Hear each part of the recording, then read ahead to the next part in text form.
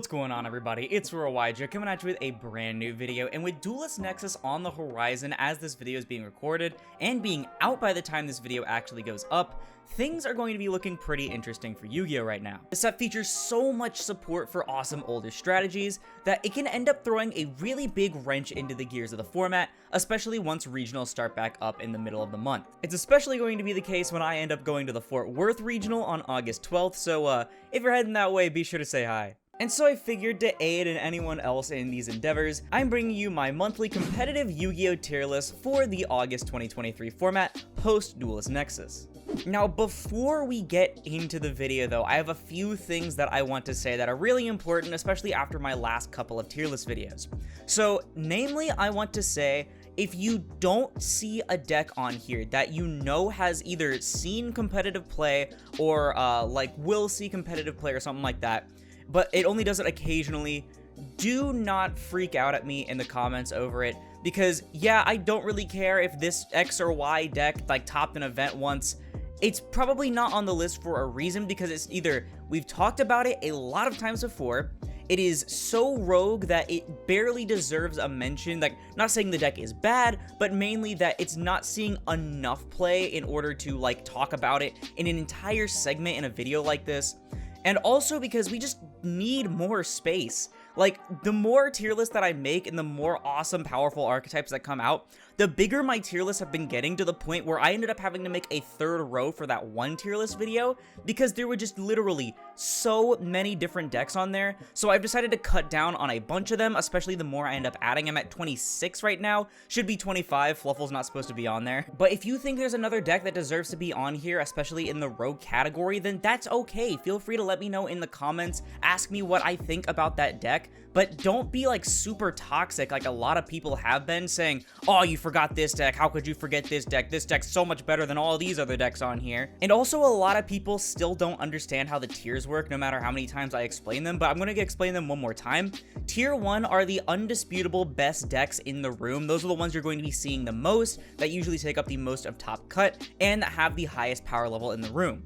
Tier 1.5 are decks that are also really, really good options, though have, for some reason or another, a slightly weaker state than the other decks. Maybe it's because they're not played as much and stuff like that, or maybe it's because they're just slightly weaker, or they have a weakness to one of the very top decks.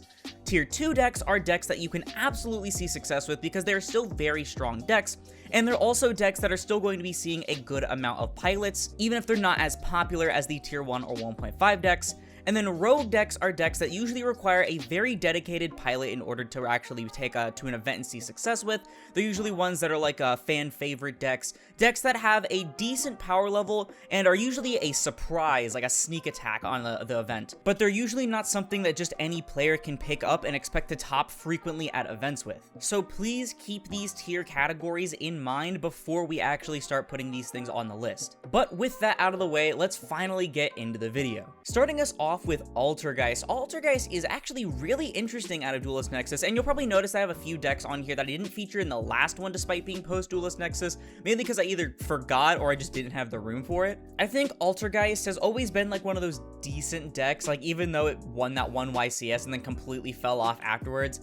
I think it's almost always been a fine strategy, but slowly it just got more and more power crept, especially once we started getting better trap decks like Eldritch, Labyrinth, stuff like that. And especially once Mystic Mine ended up getting banned, which was one of its main win conditions along with NAWCQ, it just kind of ended up falling completely out of existence. But it is getting a huge wave of new support out of Duelist Nexus, and I don't think it makes it very much stronger. I mean, it's a very combo-focused deck now from the looks of it. You play things like Haunted Rock just to access combos using Marionetta and such, and you can get Multi-Faker effect on your turn. You get a bunch of different link climbs. You can end on end boards of the new Adminia, which is shown in the artwork here. I believe it's a quick effect bounce, correct me if I'm wrong.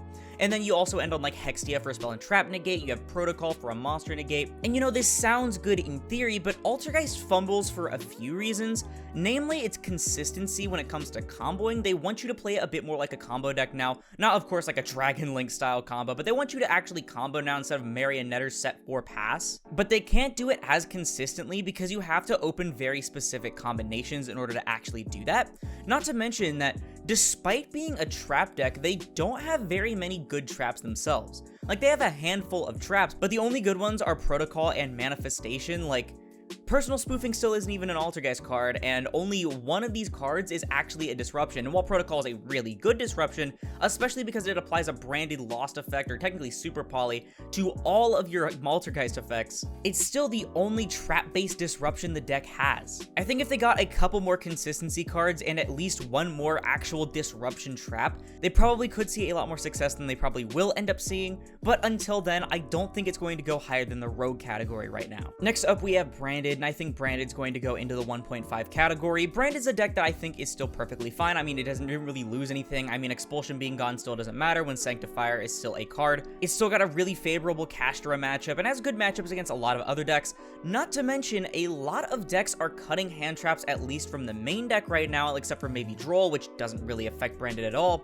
And that means things like Ash are going to be seeing a lot less play. So you not only won't get Ashed as frequently, you don't have to put things like Cross out in the main deck just to prepare for it. You can play a lot more extenders or combo cards or even more hand traps or board breakers on your own. And we'll talk more about hand traps and board breakers probably in one of these month's videos. But I think one of the main things that Branded keeps winning over with in terms of these formats is just the sheer amount of representation, because even though the turnover rate is usually abysmal, it still ends up meaning that Branded's going to be topping a lot more and you'll be playing against Branded a lot more compared to some of these other decks. Next up, we have the Runic for Hire Sprite, whatever you really want to call it, honestly. There's a bunch of different names for it and a bunch of different engines you can throw in, and I know a lot of people bashed me for putting this deck in tier 2 in my last video, but y'all, I'm putting it in tier 2 again, because while it's definitely a good deck, again, a lot of people are probably going to be seeing things like Droll in the main deck right now because of a lot of the decks that are going to be seeing play, but it also just doesn't set up as much as a lot of people like to lead you to believe. I mean, it draws a bunch of cards, which is huge, especially for the Runic engine and for drawing hand traps,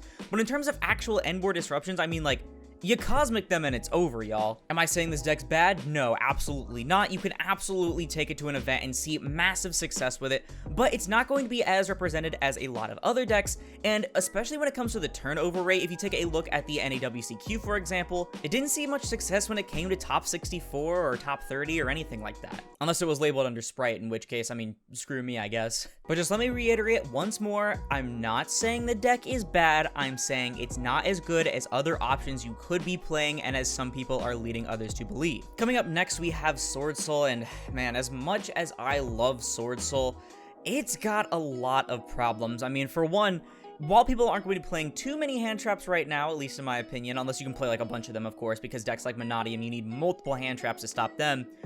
Cards like Imperm are very problematic for Sword Soul if they don't open Heavenly Dragon Circle. Playing through disruptions in general just isn't really this deck's strong suit.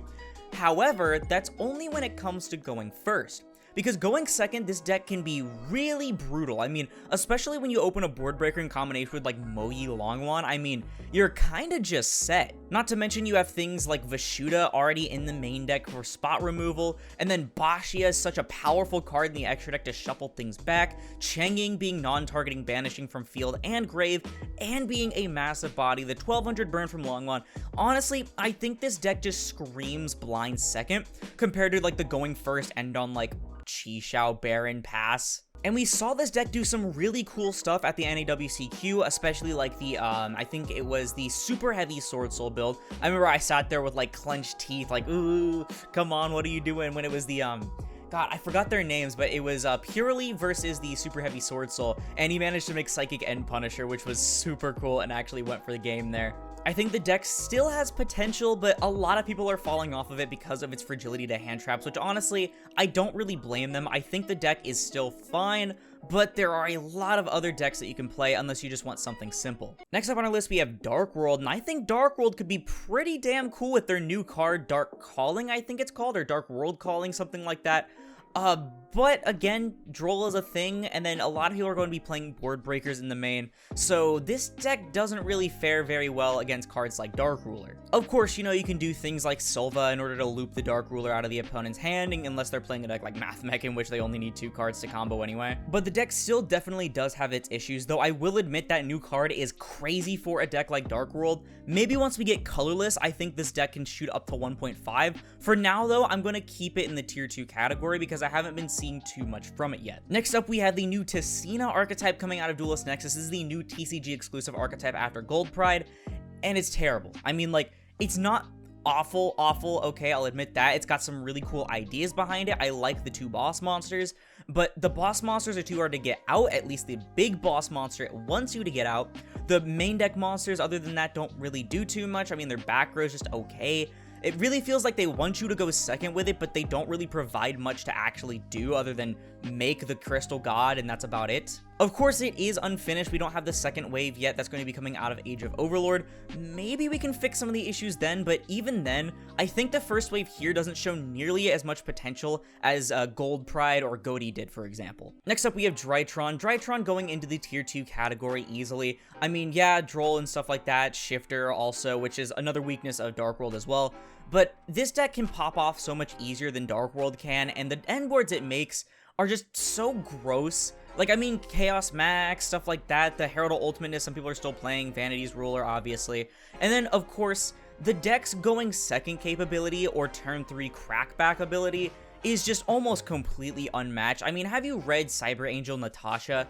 I think the deck has its flaws, but I think it's just so much more powerful than so many other tier 2 decks. The only reason this deck hasn't been shooting up higher in tiers the last few formats is mainly just because there's so many counters to it going around, but in terms of what it does, it's almost completely unparalleled. Next on our list, we have Unchained, and I think Unchained can easily rule the rogue category, and I know I didn't include this in my last year list, which honestly I feel really bad about, because I really like Unchained. There's so many different awesome things you can do with it now that the new support is out, because it's just made it so much more consistent, and it's made its end boards a lot stronger. Instead of barely ending on the Link 2 monster and then occasionally a trap card as well, any combo, especially even 1-card combos like with Tour Guide, can easily net you the Link 2, the other Link 2, the brand new one, King Yama, and any trap card you want basically from the deck. Cards like Shiyama, the brand new blue one, have made it a lot more recursive. The Sharama, I believe the red one is that I have here, has made it a lot more consistent. King Yama has also done the same and given it more recovery. I mean, honestly, the entirety of this deck has been patched up really well, and as I mentioned, you can play things like Tour Guide to make your combos even easier, or you can even play something like an Adventure Engine because you don't really use the effects of the things you normal summon, and you can get free protection from things like Nibiru or any other blowout card like Evenly Matched. I also can't wait to see what other decks people are going to try splashing with Unchained. I think I've seen some people doing like Live Twin stuff. I used to mess around with Labyrinth before Lady even came out. I think that was a really cool strategy.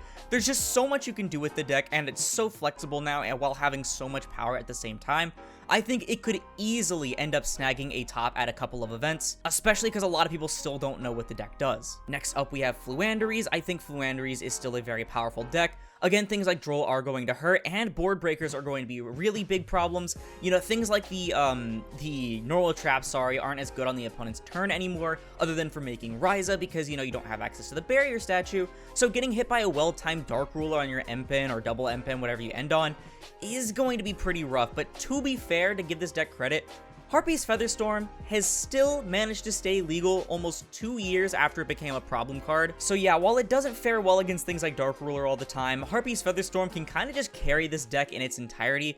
And of course, having 1-card combos, even with fragile outs to it, is still going to be really strong. Next up, we have Rika Sun Avalon. I think is going to lead the tier 2 category. A lot more people, especially after the 2 European Championship wins with it, are going to be picking up this deck, and it definitely does take some dedicated pilotry in order to actually play it very well. But with more people practicing the deck, it's going to only get more and more known. It's going to see a lot more representation, and of course, a lot more turnover in that regard. It also took up a decent amount of tops in the top 64 at the WCQ. Next up is Gold Pride, and be it pure or punk, whatever kind of enthusiast you are, this deck still isn't very great. I mean, I'm going to put it above Altergeist and Testina. I think it's way better than both of these decks. I think the deck is perfectly fine, and I do apologize, by the way, to all the Gold Pride players for the last, 4 tier lists. I just haven't been including your deck. But I think the deck is really cool. I think it can do some really neat stuff. It definitely has its consistency issues, though, as well as playing through disruptions, and then board breakers are just the absolute bane of this deck's existence. And while Psychic End Punisher can end up carrying you some really cool OTKs, and a lot of people aren't playing Underworld Goddess or can't play it, so they won't really have an out for your Psychic End Punisher, it can only do so much lifting, you know? Next up is Castora, of course staying in the tier 1 category until we get a ban list, most likely in early to mid-September.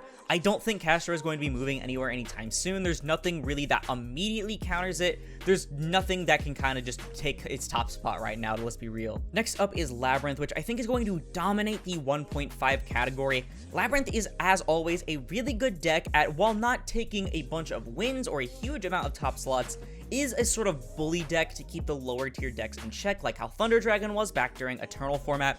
You basically just flip all of your floodgates and use your cards like Eradicator to keep people out at the lower tables, and once you climb to the higher tables, you might get knocked out, you might not. It really just depends on a lot of die roll RNG and what your opponent draws in case of things like Harpy's Feather Duster, and in case you have access to the Eradicator.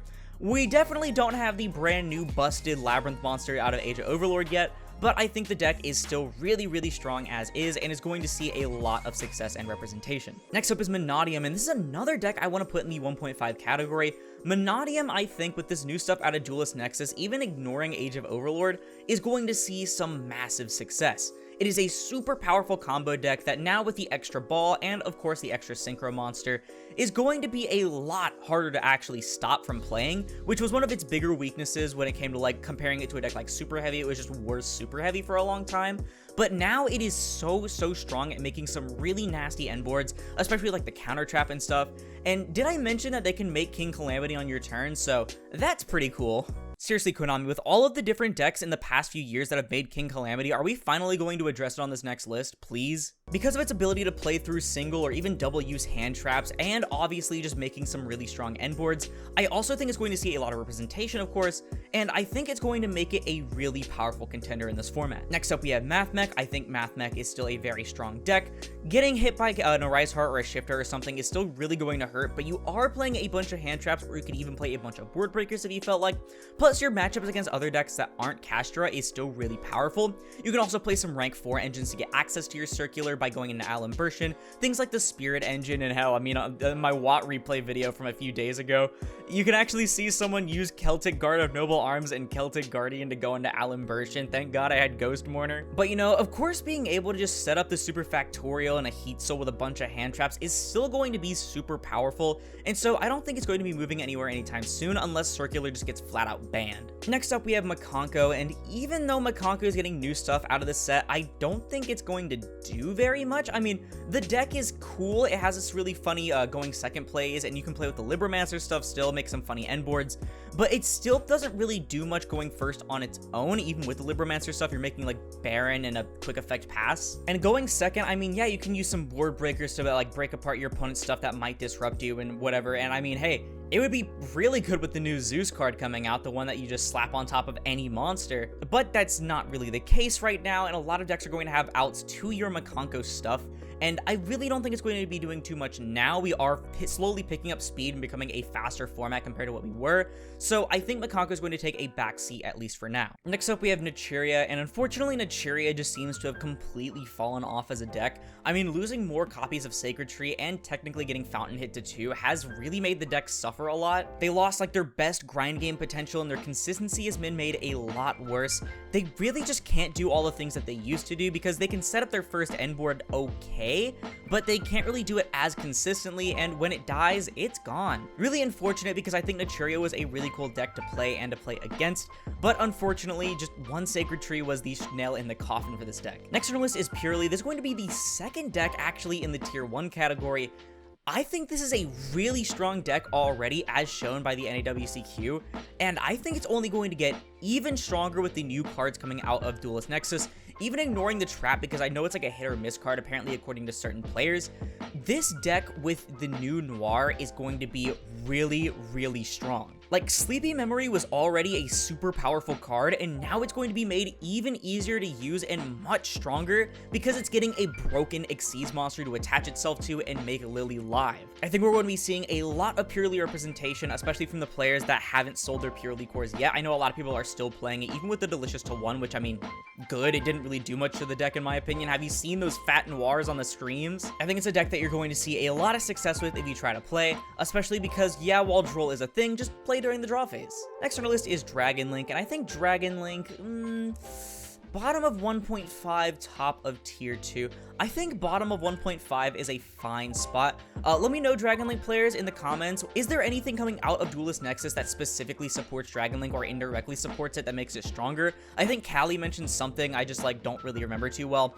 But Dragon Link is a deck that's just always evolving, always getting new stuff, technically, directly or indirectly. I think it can play the Revolution Synchron pretty well and a lot of other awesome things. And it's been slowly climbing in the ranks back up to being a much more represented and higher topping deck. Just watch out for your Magnemite targets, okay?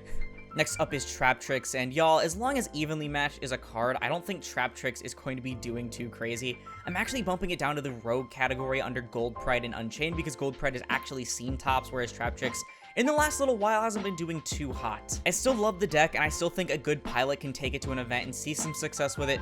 The main thing is that you just fold to a lot of board breakers right now, and it just doesn't really feel that amazing to play, especially when you're forced to go second as well. It's kind of just a lose-lose situation. Next up is Sprite. This is going to be the third and final deck in the tier 1 category. It's super strong, so many variations you can play. There's just a bunch of different things that you have to prepare for when it comes to playing against Sprite, and it just takes up so much representation in the top cuts at a lot of events, especially with 13% in top 30 at the WCQ, beaten only by the 28% Castora. Next up is Marincess, and Marincess I'm going to put in the tier 2 category. I think I put it as like the queen of Rogue a while ago, but everyone got really mad at me for that, and it has been topping a lot more events than I ended up seeing. I do think things like Droll are going to be really painful for it, as well as certain board breakers. Evenly, not so much, but you know, different things like Kaijus, Dark Ruler, stuff like that, definitely going to be a little bit of a problem. But you still have things like Marincess Wave as well to make your things unaffected, and it's just a super powerful card in general. Plus, the Atlantis board wipe is still really good. Next up, we have Super Heavy Samurai, represented by a new picture now because I wanted to stop using the boss monster nobody plays. I think this deck is still good. I keep saying I think this deck, if you really wanted to play it, could still be good, and I think I'm going to put it in the tier 2 category because of this, especially because they are getting the new Super Heavy Samurai Security, I think its name is, which is literally Scarecrow, just not exactly Scarecrow. I mean, like, you're fine, just summon back from grave using that instead. I think a lot of people just don't want to give the deck a chance after seeing Scarecrow go down. I think you can still do fine with 1.5 card combos instead of just 1 card combos, but I don't know if that's just me. We'll just have to see how it ends up shaping up. Next up, we have Dinosaur, and Dinosaur's getting new stuff in Duelist Nexus that doesn't really do much for him. I mean, I'm gonna put them in Rogue. I think they can do better than a lot of these decks in the Rogue category, and I think the support out of Wild Survivors is still really good, but with Misk at 1, it's still a lot more fragile. The big thing is, though, is that we are going into a bit more of a board breaker format, so I think Blind Second Dino could see a lot of success. And a Volzar Raw does make going first a lot better when your opponent like maybe smoke screens you into going first. So ending on like a double Omni plus like a Baron and like a bunch of other stuff, I think is super powerful. Next up, we have Vanquish Soul, and I think Vanquish Soul is going to go in the 1.5 category. It's still a really good deck. Nothing has really changed about it just yet. We are getting the new cards out of Age of Overlord, but for now, it's still staying the same. I think it's going to still see a lot of top cut success, even if it is unfortunately still really expensive. And finally, we have Fluffle, which I just kind of completely forgot to take off of here. I think I accidentally added it when I was adding in a bunch of the files just out of habit.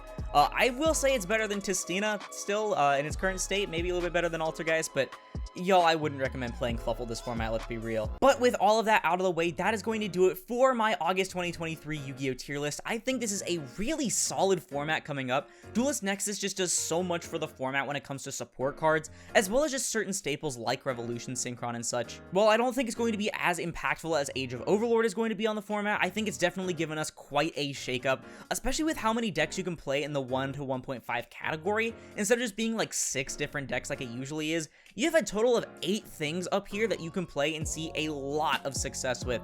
And I'd even be tempted to put Rika Sun Avalon here in the 1.5 category if it wasn't as difficult of a deck to master as something like Dragon Link. I'm still going to be keeping my regional deck a surprise until I end up making the vlog and the deck profile for it, but let me know in the comments, what are you playing this format coming into the new season, because that's going to do it for the video. If you liked it, please sure to leave a like, as I'll split this video and the channel into YouTube recommended.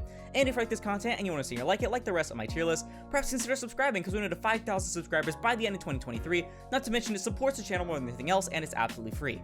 Also, if you want to support me while getting some awesome TCG merchandise in the process, check out Tapio cards in the link down below. Use code Aurora5 at checkout for 5% off your purchase and to support me financially. But once again, thank you all so much for watching, and I'll see you in the next one. This is Aurora, signing off.